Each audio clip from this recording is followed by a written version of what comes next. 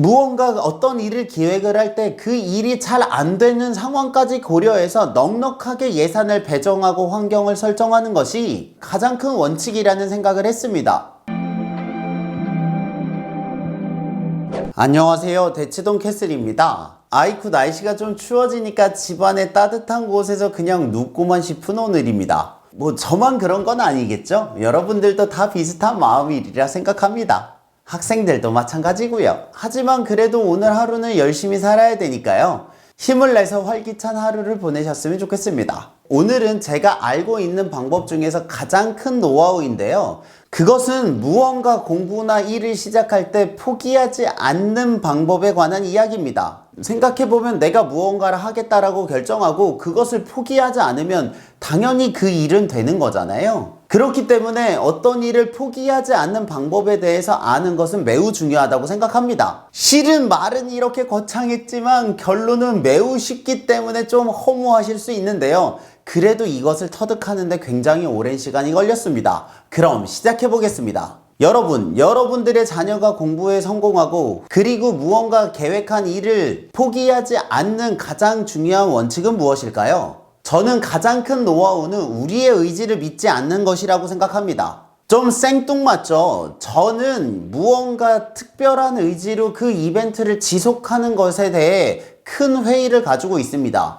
그래서 저는 루틴을 굉장히 강조하는 편인데요. 왜냐하면 모든 것들을 루틴으로 만들어 놓고 내가 중요하다고 생각하는 일 한두 개를 하는 것도 에너지가 충분히 사용되기 때문입니다. 그렇기 때문에 그 무언가 일을 할 때 그 사람의 의지보다는 그 사람이 둘러싸여 있는 환경에 조금 더 집중을 하는 편입니다. 제가 내린 결론은 제가 해야 되는 일들을 언제 어느 때서나 할 수 있도록 여러 세트를 만든다는 것입니다. 이게 어떤 느낌인지 이해가 잘 안 될 수도 있는데요. 그 예시를 들어 설명을 해드리겠습니다. 저는 이번 겨울방학에 운동이 너무 부족하더라고요. 그래서 몸 상태가 너무 안 좋아져서 근력 운동을 하기로 결심을 했습니다. 제가 일단 선택한 근력 운동은 두 가지입니다. 첫 번째는 턱걸이이고요. 두 번째는 푸시업입니다. 아시겠지만 가장 기본적인 운동들이잖아요. 그래서 저는 이 두 개를 하는 것을 목표로 삼았습니다.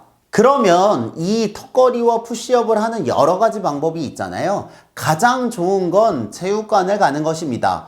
하지만 제가 아침부터 저녁까지 수업이 있는데 그 시간을 쪼개서 체육관을 가는 건 마음이 심리적으로 어렵더라고요. 그래서 제가 선택한 방법은 센터에 푸시업 바와 턱걸이 바를 놓는 것입니다. 그래서 쉬는 시간이나 아침에 출근하거나 퇴근할 때 기계적으로 하루에 30번에서 50번씩을 하고 있습니다.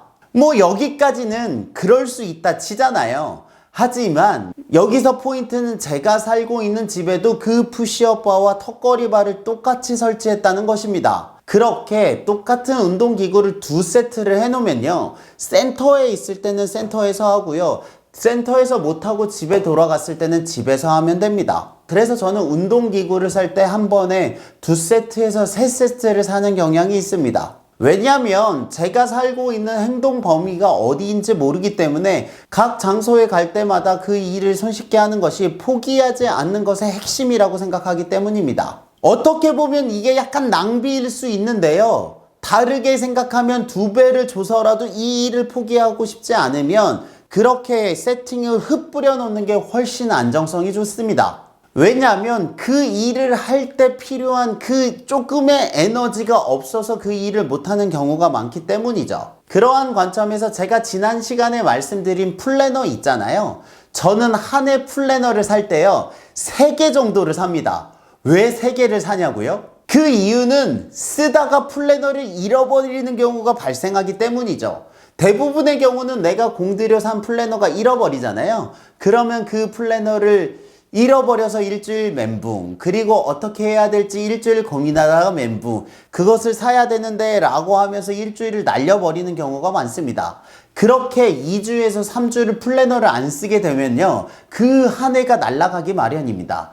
그래서 저는 아예 예비적으로 플래너를 3개 정도를 사서요, 첫 번째 플래너를 잃어버리면 바로 두 번째 플래너로 전환을 합니다. 물론 이게 좀 낭비일 수 있겠지만 그 한 해 플래너의 값을 3개 치라고 생각하면 할 만합니다. 제가 이렇게 3개의 플래너를 준비하는 이유는 그만큼 저에게 있어서 플래너를 사용하는 것이 가치롭기 때문이죠. 이렇게 자신의 의지력을 믿지 않고 언제 어느 때서든 그 일을 할 수 있는 세팅을 만든다 라고 생각하면 모든 일을 해결하는 게 약간 방향이 보입니다. 그 관점에서 보시면 저는 유튜브 스튜디오를 만든 이유가 이렇게 카메라와 조명을 제자리에 배치해 놓고요, 버튼만 누르면 영상을 찍을 수 있게 만들기 위함이었습니다. 그러면 카메라를 펴서 설치하고 그런 노력이 필요가 없잖아요. 그리고 제 교실을 가보면 그날의 영상을 촬영하기 위한 캠코더도 자기 자리가 있습니다. 그래서 그 필요한 수업이 있으면 버튼 하나만 누르면 촬영할 수 있도록 준비하였습니다. 이게 어떻게 보면 일을 안 하기 위한 방법일 수 있긴 한데요, 그 일을 편하게 할 수 있는 환경을 설정하는 것은 그리 편하지는 않습니다.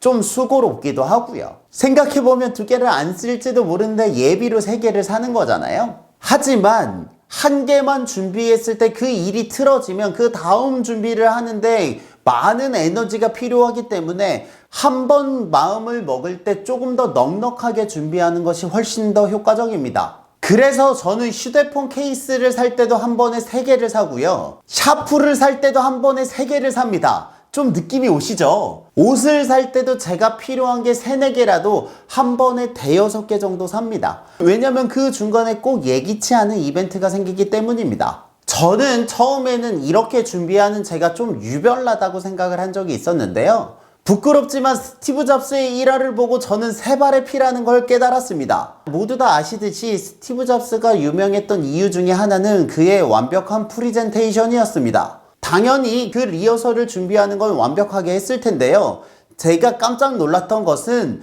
발전기입니다. 그게 무슨 말이냐면 그날 발표장에서 갑자기 전기가 나갈 수 있잖아요. 그래서 그 상황을 대비해서 그 옆에 발전기를 두었다고 해요. 뭐 여기까지는 그럴 수 있다고 생각을 하잖아요. 그런데 그 발전기를 3대를 두었다고 합니다. 생각해보면 그 본 회의장에서 전기가 나가서 발전기 1을 쓰고 발전기 2를 쓰고 발전기 3까지 쓰는 확률은 거의 없을 거잖아요. 그렇지만 만에 하나라는 그 상황을 준비하면서 거기까지 했다는 사실에 저는 좀 소름이 끼쳤습니다. 그래서 제가 그 일화를 듣고 마음의 위안을 얻은 것이 사람이 고민하다 보면 결론은 비슷할 수 있겠구나 라는 것이었습니다.